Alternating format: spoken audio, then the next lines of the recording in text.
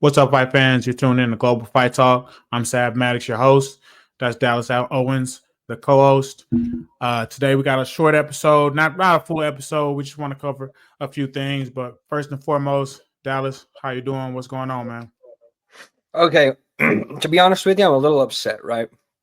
Uh, so last weekend, Jaime Munguia, major upset knockout from Bruno Saras, and little Frenchman came to Mexico, knocked him clean out, and I blame this on the production staff. Chris Algieri, the other person involved with it, Jaime Munguia gets knocked clean out, and not a single person says "Que Saras Saras," whatever will be, and that upset me a great deal because I think that's a hilarious joke. So it was a missed opportunity a little bit. A little bit of a missed opportunity. I guess it's an Italian phrase, whatever. Anyway, Yeah. But other just than that, everything going great? yeah, man. Yeah, just getting ready for this weekend. Pumped to the max. Yeah. How about you? How you doing? I'm good, man. A little tired. Been a long day, but happy to be recording, man. And happy that it's fight week, bro. It's got that big fight feel, even though it's a rematch. Like usually with me, I don't get queasy or nervous about rematches because we've already kind of seen it. Obviously, anything can happen. Anybody can get hurt at any time. But it's got that big fight feel where I'm a little nervous. My legs get to shaking when I think about it. My palms getting sweaty. I'm going to be a complete and total wreck the night of the fight this Saturday, and I can't wait to get into it. Of course, we're talking about Oleksandr Usyk and Tyson Fury 2, the rematch. We want to start off with recapping the first fight.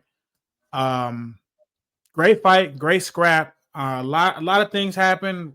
Definitely one of high those high performing cards, excuse me, that came from Turkey Al Sheik and those guys over at Riyadh season. What were your general takeaways? How'd you score the fight? What were your thoughts while you were watching? Man, so I watched it again the other day, yesterday, matter of fact, and I've seen that fight maybe 3, 4 times before that. And even with just a little bit of time passing, it kind of changes the way you view the fight or whatever. As far as the way I saw it go, it went about the way the judges saw it go. It was an incredibly close fight. Uh, I forgot how close the first 3 rounds were. They were close rounds. I mean, Usyk was getting Oh yeah, busy. Fury was landing some pretty big shots and everything. And then I forgot how dominant Fury was a little in the fifth and the sixth round. And then it basically the split decision was correct. Like with that knockdown in the ninth and everything, I thought it was scored well. I was kind of surprised. I figured they'd be wanting to give it a little more to Fury, but they actually did it even cool. I don't know. I just love the fight. I don't even care if who won, who lost. I just love watching it. It's two of the like once in a lifetime heavyweights. One of them a once in a lifetime fighter in general, and just seeing what these men are capable of is something else. How did you feel about it? Well, yeah, I mean, I definitely enjoyed it, and I feel super blessed to be able to have watched it. Like you said, two generational fighters, and honestly, in my opinion, this is kind of the fight to see whose generation it is. That's what the general consensus seems to be around the boxing world.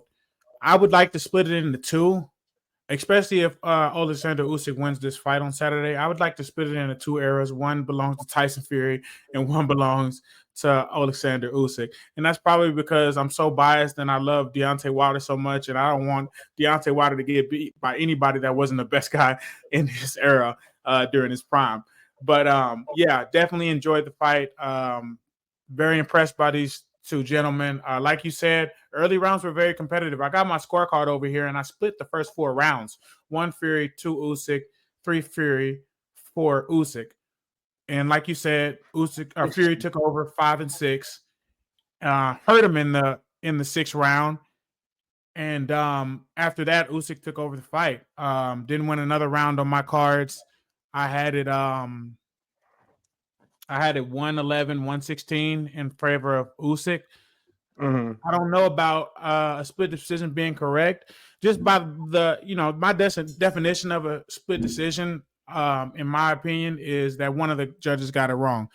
Somebody won the fight. You know what I'm saying? Like I That's fair. understand a split decision, but I wouldn't call it a correct split decision because I never think a split decision is correct. In my opinion, somebody won the fight. Either both two judges got it wrong or one judge got it wrong. That's fair. Sometimes all three judges get it wrong, though. Facts. There's the subjectiveness of judging is where. So I'm pretty strong in my opinions on who won fights or whatever. And I was positive that Usyk won that fight. You were at my house. I would have broken down and cried. I mean, I broke down and cried when Usyk won. I would have definitely broke down and cried if he would have lost. But I try to give people the benefit of the doubt, judge wise and other people watching it wise. For one, the huge chasm, the massive gap between what you see when you're at a fight ringside and what you see when you're watching it at home. So maybe we saw something different, you know, maybe there was an angle that I didn't get that they got, you know, maybe there was a few punches that I didn't think landed that did land or vice versa. And then I always assume that there are like biases built in. I've got my biases, and Absolutely. every judge has their own, whether they will admit it or not. So when I say the split decision was fair, I mean, I could see how somebody who liked Tyson Fury could score more rounds for Tyson Fury than what I did. Even like for the first 4 rounds, for example, you said that you had it split. It was Fury, Usyk. Yeah. I had 3 Usyk, 4 Usyk, but close. And I could see that going to Fury. And then 5th and 6th, pretty obvious Fury rounds. But yeah, I mean, I wouldn't want to say to each his own. I also want to say like, no, dude, you're wrong. You're absolutely wrong. And I'm right. And I'm right about everything all the time. But sometimes you just have to disagree. And most of the time it's when it comes to judging a boxing match. Most definitely, yeah, and obviously I'm aware I'm wrong sometimes too. I mean, I'm wrong most of the time, and we'll get on that. We'll get to that later on. But yeah, great fight. And I think a lot of casual fans or people that don't totally know how to score fights aren't acknowledging how close it actually was. Mm-hmm.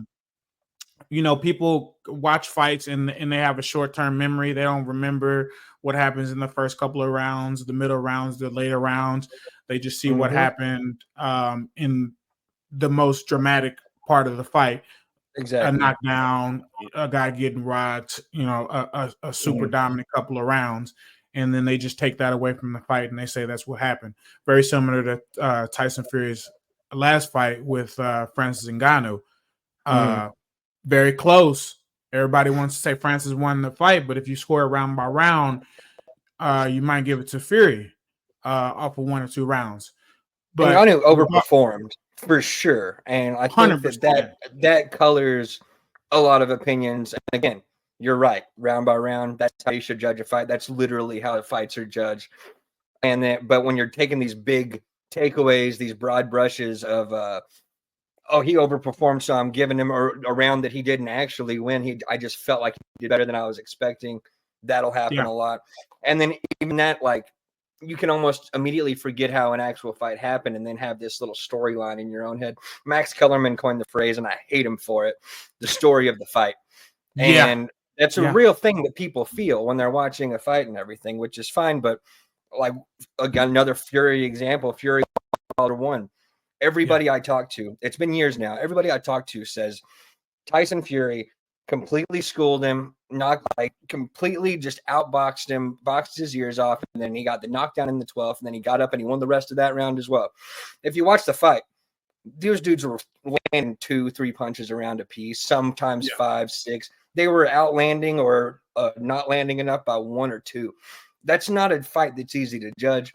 You're basically going off of who's walking forward and who's walking backwards, and then also everybody seems to forget the first knockdown in that fight, which was much earlier. The middle rounds. Yeah, exactly. And then another knockdown in the 12th. But anyway, I don't want to get all into that one because I feel very strongly about that fight as well. But as you can tell, we're both major Deontay Wilder fans here. Bomb Squad for life. Bomb but Squad anyway, forever. yes. Yeah. Point taken. Yes.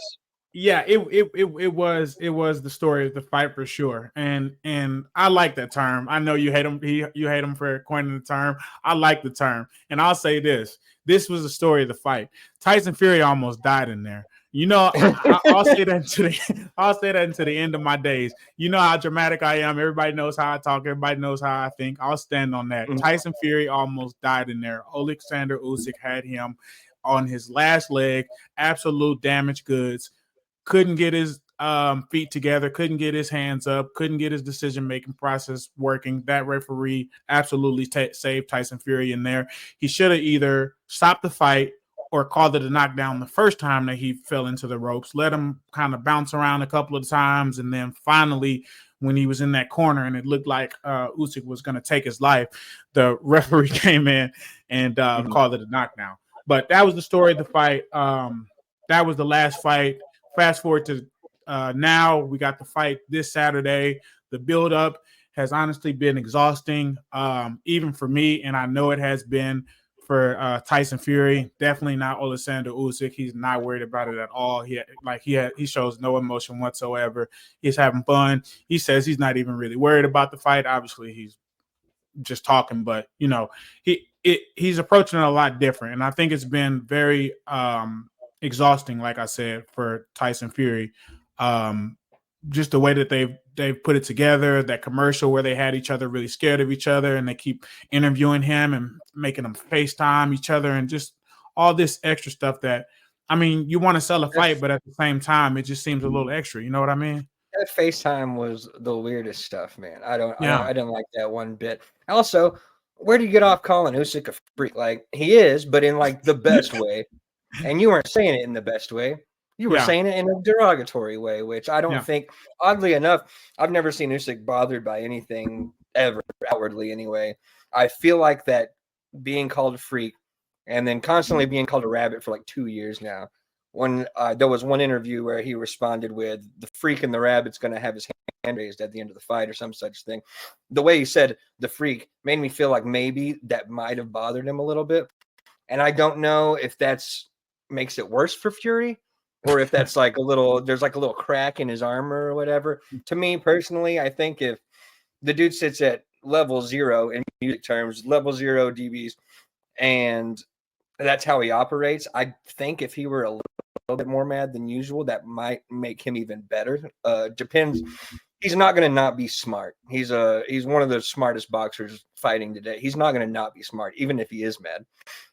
And I don't think he's going to let his emotions take over or anything, but I feel like that motivation beforehand, in the preparation, that little extra motivation of like, why is everybody always picking on me? I'm tired of saying I am very feel. I'm tired of saying I'm rabid or whatever.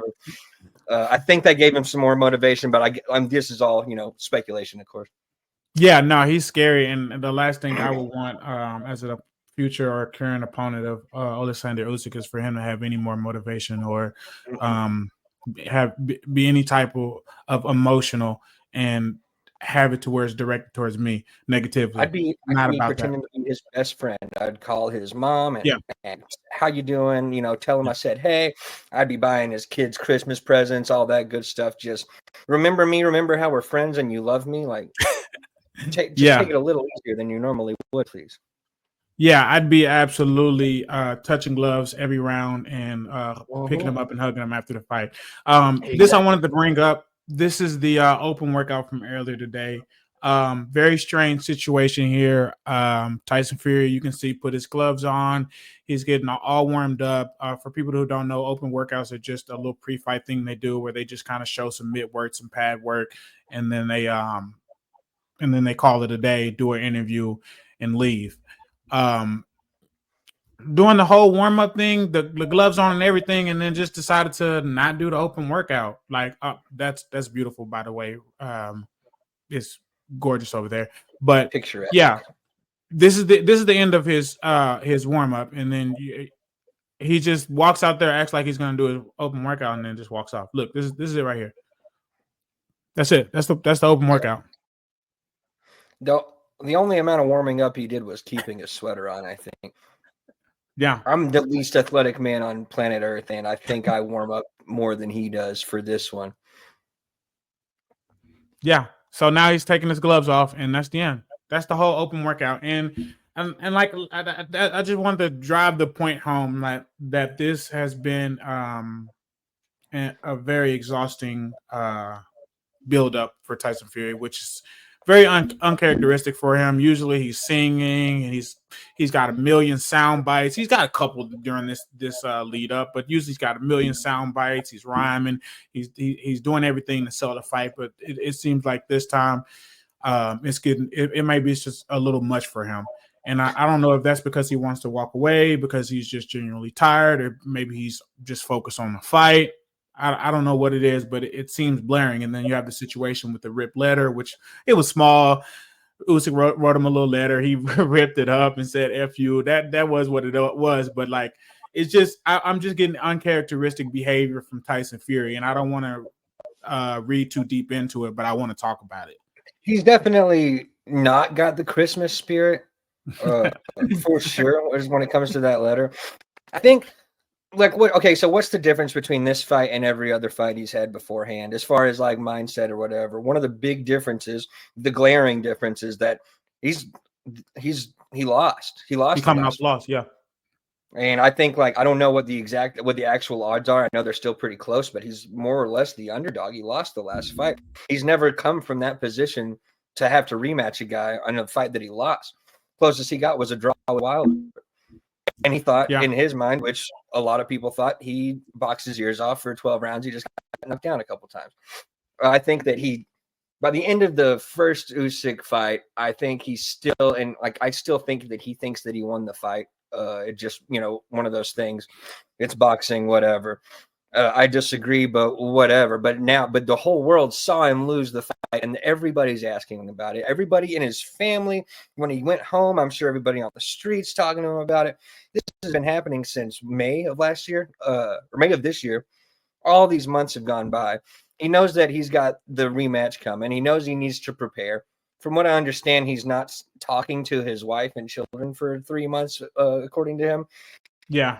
I would imagine that wears on a person. If that's true, I don't tend to believe everything he says, but maybe the feeling of it is true. He hasn't like been there for them for 3. I don't know. I'm not going to speculate that much, but I think that's the biggest difference, and it's probably what's wearing on him the most.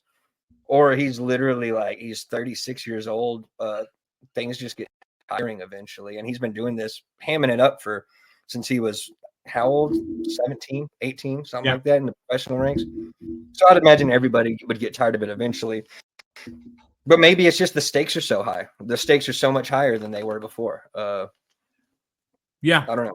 It could be a lot of things. It can be exhaustion, like you said, and that could be from long-term exhaustion. As you mentioned, he's been in the sports for so long. It could be just the build-up of this has been so exhausting that it's burnt him out. Yeah, he could be stressed out. First time coming off a loss. I pulled it up. FanDuel's got Oleksandr Usyk a -154 favorite, so a slight favorite, but a favorite nonetheless. But yeah, we're talking about a guy that's never lost before. I'm not buying him when he say he doesn't feel like he won the fight. They had that video where they were rewatching the fight together, which was another weird thing. Why are why am I rewatching our fight with my past opponent and my next opponent? Like, that doesn't make sense to me. But hey, they good asked him job. how Thanks. he was. You did a good job too. Thanks. All Yeah, right. good punch, buddy. Yeah, they asked him how he felt in round 9 while he was fumbling and bumbling around, and he's like, "I was just thinking about how I'm not falling," and I'm not buying it, bro. You I had no don't. clue where you were, my brother in I Christ. don't think there was a thought in his brain. I think his body was telling him that he needed to stay up. His Yeah, legs were telling him that he needed to go down, and all yeah, he knew was that stuff feels weird at this moment. If I were to guess, I've been knocked out before on my feet, yeah, and I just thought everything was really weird, and nothing. Like, I didn't have a thought until I came to eventually.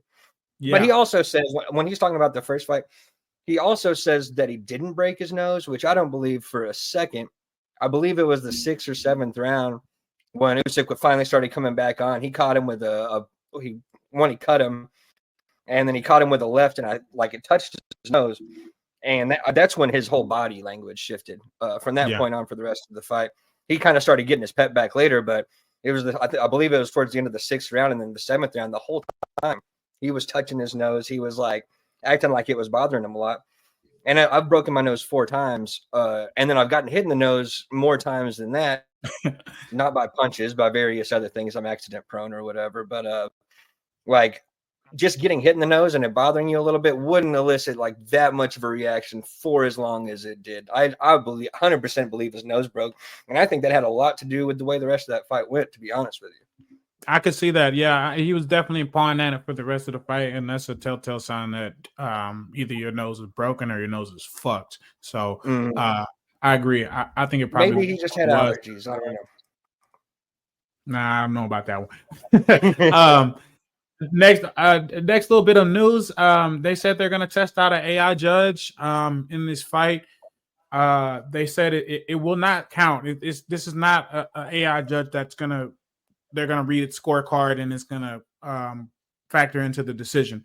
But they are testing the AI judge. They're being a little weird and cryptic about it because according to Turkey Al-Sheikh, the AI software or the AI is from Ring Magazine. But they haven't said anything other than that. They haven't named the name of the AI. Ring Magazine, to my knowledge, hasn't had an AI judge in the past. Apparently, a lot of people are speculating. Go ahead. They just like Ring Magazine just switched hands like last month to new ownership, being Turkey Al-Sheikh. So I don't know how long they would have been working on that in the first place. I don't know. Yeah, go ahead. Yeah, it's very weird. It's very confusing, and so a lot of people are speculated that it's going to be Jabber AI, which is exclusively like a combat sports AI tool, and it's been used in the past to count punches. They did the thing for Triple G and Canelo too. I know how strongly you feel about that fight. Nice. Almost as strongly as Triple G Canelo 1, but yeah, I feel that one's definitely worse. I know for sure, but yeah, like, I'm getting a visceral reaction now that it was mentioned. I'm being affected by it. I have to like woosah my way.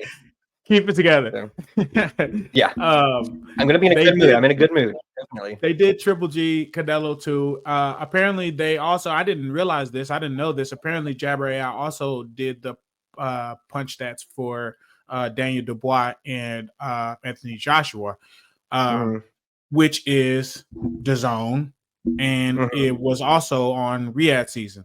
So right. I've seen a couple more DAZN cards with Jabber on there. Yeah. To be honest with you, most of the stats that they use don't make any sense to me whatsoever. Like aggression 80% versus aggression 65%. Like that doesn't equal 100. I don't understand where the like what is 100 versus what is 80 and what is 20. I don't understand Jabber. It basically more or less takes the place of CompuBox, which has its own issues. Human error is a real thing that needs to be you can't get over it. We're humans. It's not something that it needs to be addressed. You need to be properly trained and all that as best as you can, but we are humans. However, that does not, to me, mean that a computer would necessarily do a better job judging. Maybe getting stats, maybe counting punches. I could see the argument there. I'm not a computer guy, obviously. I could see the argument of like counting punches and maybe giving somebody 70% aggression or whatever that is. But I don't think that you can have a computer judge a fight. Or I'm sorry, I keep saying a computer. There's not like a computer.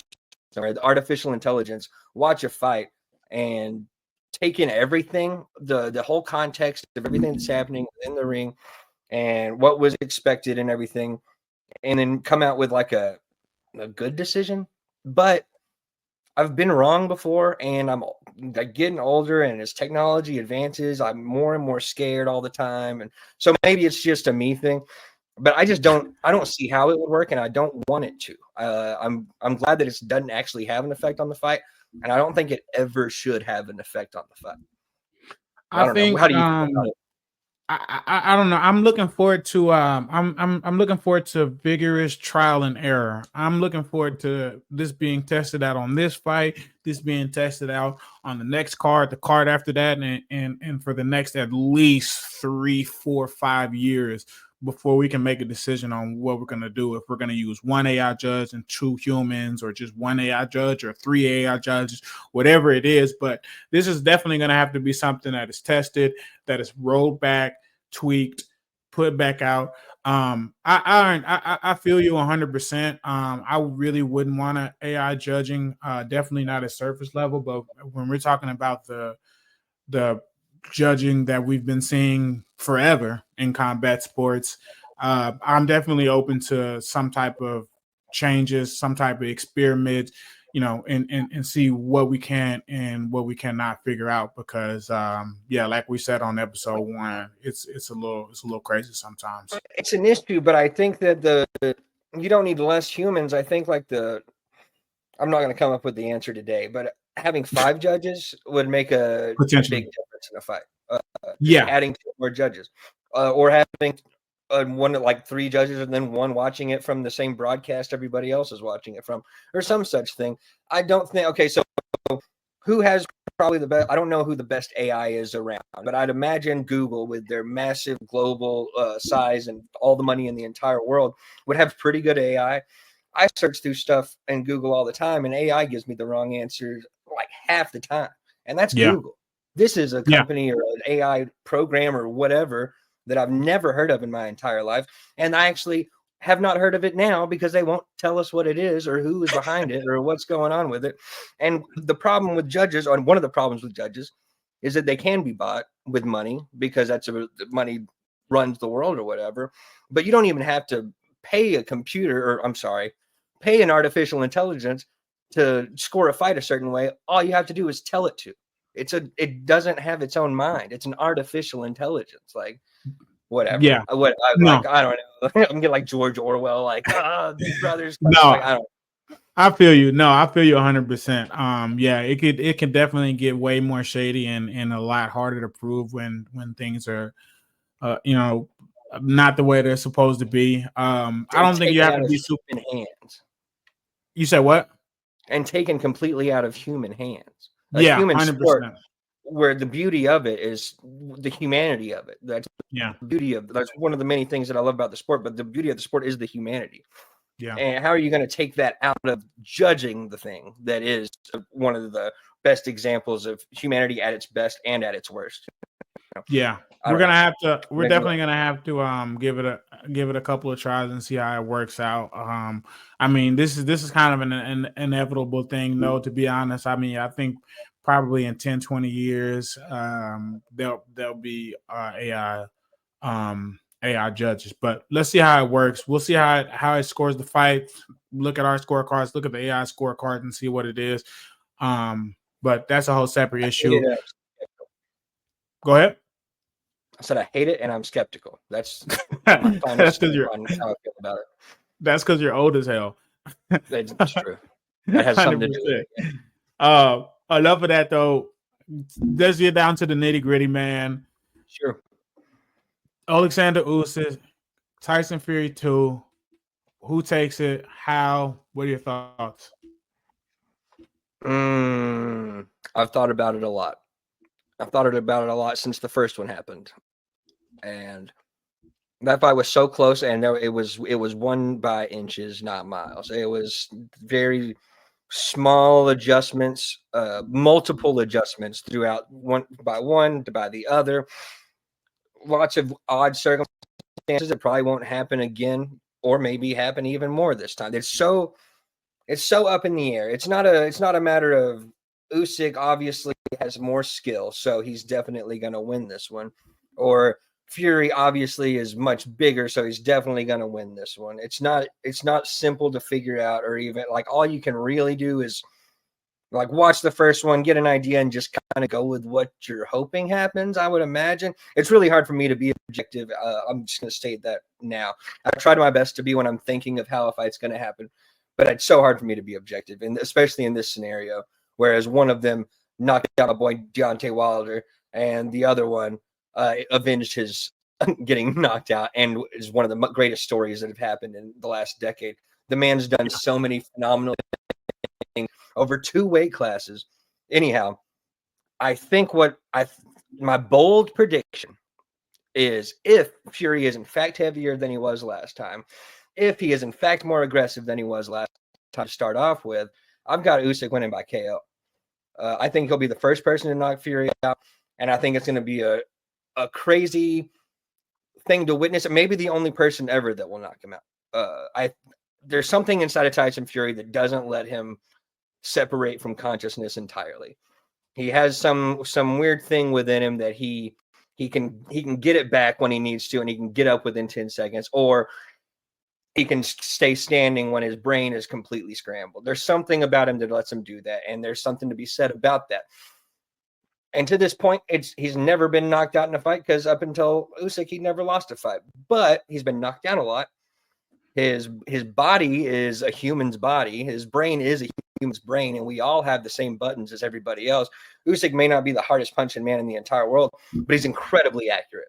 He's incredibly accurate, and he's incredibly skilled, and he knows when to punch and how to punch. I think Fury has all the tools that he needs to beat Usyk, every single one of them. He showed it the first fight. I think he's more than capable of beating Usyk, and if he does, I'm not going to be surprised in the least. Nor would, like, going points either way wouldn't surprise me. A draw wouldn't surprise me. But if I'm going bold prediction, it's that if Fury comes out aggressive and he is in fact heavier than he was last time, Usyk knocks him out in the later rounds for Dunzo. He may not be down and out, not getting up off the canvas, but it's going to be he's going to get stopped one way or the other. That's how I feel. How do you feel? What do you think about all that? I ain't gonna lie, man. I have been back and forth about it to the point where I start kind of avoiding it in my own head. I'm gonna be completely honest. I have not made a decision, but I'll just speak what I feel. Watching that fight back and watching the highlights, Tyson Fury almost finished him in the 6th round. Usyk was genuinely hurt. And that uppercut almost put him down and out. We all know Fury has the power to finish fights. He doesn't, he's not a knockout artist per se. He doesn't knock all his opponents out. But we're talking about a smaller fighter, a cruiserweight, and he's also got to get the body work going. Usyk has shown vulnerabilities in his body work in the past. I think that's overstated, but go ahead. Yeah, continue. Potentially. Yeah. But it's got to be a part of Tyson Fury's game, especially having to reach down, maybe some uppercuts or around the guard, around the elbow with the hooks to the body. And then you just got Oleksandr Usyk is just a different type of animal, man. Like, to be undisputed in cruiserweight, then go up and be undisputed in heavyweight, beat most of the top boxers in the generation in the 2 weight classes. It's actually scary. It's honestly insane what he's accomplished. His skills, his mental fortitude, his integrity, his ability. I can go on and on. It's hard to bet against him. And yeah, Fury hurt him last fight, but will Fury hurt him again? I don't know. I think Usyk is the type of fighter that goes back and make adjustments and make sure that doesn't happen again. We've seen both of these guys in rematches. Tyson Fury rematched Deontay Wilder, absolutely fucking ran through him in the 2nd fight, as much as it hurts me to say. And then I don't think there was a 2nd fight. I thought he just went from 1 to 3. Right, yeah, it hurts my feelings to think about too. And then you got the 3rd fight was Wilder did well, but he ended up asleep. And then I don't know how many rematches Oleksandr Usyk has been in, but the most recent one was with Anthony Joshua, and he beat the shit out of him both times. It's hard I think that might be a little overstated as well. I've never seen Usyk blow anybody out it's always highly contested, at least at the beginning, until he starts making those adjustments. Bellew like landed on him quite a few times before he got his whole shit rocked, and Send him to the Joshua shallow round. Absolutely. actually boxed better than I've ever seen him when he fought Usyk the second time. Yeah. But Usyk clearly won the fight. But he always has that little extra thing, that little extra tool in his bag, that little extra bit of like stamina from the gods. Like there's something in him that does not allow. He separates himself in the fight. Yeah, somehow, one way or the other. Anyway, sorry, I keep like interrupting you. No, you're good, man. We're having a chat, man. It's 100%, and that's great context. I don't know, man. It's kind of scary to think about, but I think I'm gonna go ahead and go with Usyk. I don't know if he's gonna knock Tyson Fury out or not, but I just think he's gonna make the adjustments and he's gonna have the tools. I think he's gonna show up in great shape as he always does, with the utmost mental fortitude as he always does, with a solid game plan to defend, with a solid game plan to keep Tyson Fury off his toes, off balance, thinking. He's going to nullify that herky-jerky style with that southpaw and that in and out and the proper footwork where he kind of stays on the outside and puts that left hand down the middle. He's going to work the body a little bit too. Like I said, I don't know if he's going to hurt him. I don't know if he's going to stop him, but I think Usyk is going to get it done. And that is really hard for me to say, because something in my mind, which just like the last time they fought, if something in my mind was just telling me that Tyson Fury was going to knock him out, it didn't happen. I guess it's not going to happen this time. I don't know. We'll see. It might.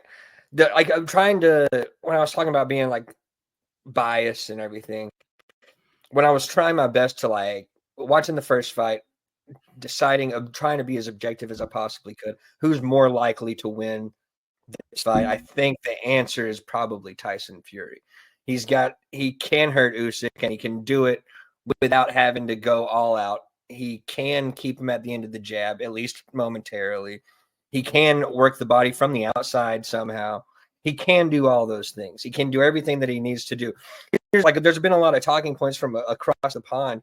You know, those Brits like love their countrymen, and so almost everything that I've heard from pundits from England are like, oh, Fury, this is a fun talking point, is that, okay, so he got the cut before the first fight. And so that was 2 weeks before the first fight. So they postponed it for 3 months. He had to go through camp. But here's the thing. He couldn't get as in shape as he could because he couldn't spar because he had a cut over his eye. Yeah. But my answer to that is the dude had 2 training camps. How could he not be in shape? You can spar. You just can't. I mean, if you're smart, just spar to the body. And I'm pretty sure he did that. The same day that cut happened, he could have gone to the doctor, gotten stitches, and did road work. He could have been at the best shape of his life, but I think he was in pretty goddamn good shape. I think that if anything, he's going to be in less good shape this time than he was last time, because he's a little bit older. He doesn't have 2 consecutive training camps. And what does he have? Like, I can't speak to his own motivations, because I really don't know what motivates the man. But how could you still give it everything you got when you've already done so much? And now you know what it's like to lose. It's not that bad. You're still alive. You still got a family that loves you. Now he knows that. What's making him want to get more in shape in less time? I don't know, man.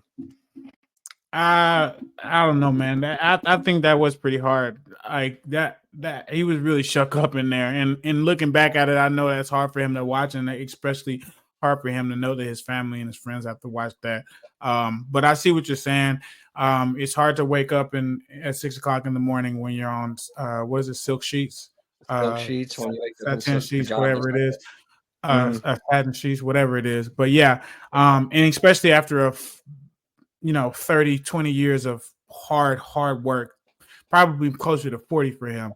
So yeah, hopefully he does come out in shape. Regardless, I know we're going to get a great fight. Like I said at the beginning of the video, this got that big fight feel.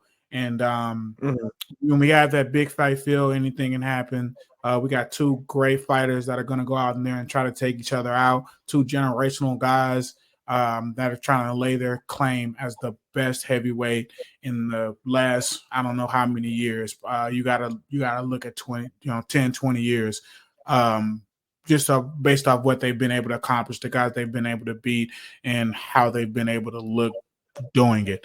So I'm super excited. We're definitely gonna be dropping another video in retrospect to the fight as soon as we can to give our updates, our thoughts and opinions, and ask you guys what's going on. But everybody that's tuned in at this point, I appreciate y'all. Make sure y'all like, subscribe, follow us. We're on Instagram, Facebook, TikTok, all that. We got merch on globalfighttalk.com. Give us some support. Yeah, like some overalls, man. Global Fight Talk overalls. Yeah, man. Yeah, let's do it. I'll make it happen, man. Well, yeah, this is Maddox. That's Dallas Owens. We're signing out. Y'all make sure y'all have a great day.